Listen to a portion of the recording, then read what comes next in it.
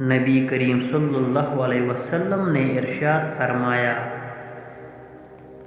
جمائی شیطان کی طرف سے ہے، پس جب کسی کو جمائی آئے تو جہاں تک ہو سکے اسے روکے، کیونکہ جب کوئی جمائی لیتے ہوئے ہاں کرتا ہے تو شیطان اس پر ہنستا ہے۔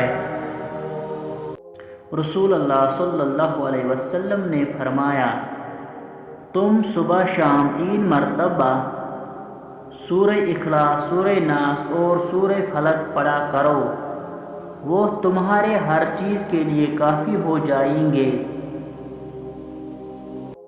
رسول اللہ صلی اللہ علیہ وسلم نے فرمایا، جو شخص وضو کرے اور خوب اچھی طرح وضو کرے، اس کی خطائیں اس کے جسم سے نکل جاتی ہے، حتیٰ کہ اس کے ناخنوں کے نیچے سے بھی نکل جاتی ہے۔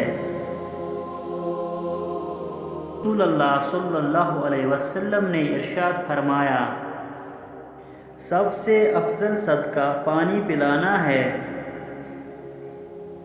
رسول اللہ صلی اللہ علیہ وسلم نے ارشاد فرمایا، برے ساتھی سے تنہائی اچھی ہے۔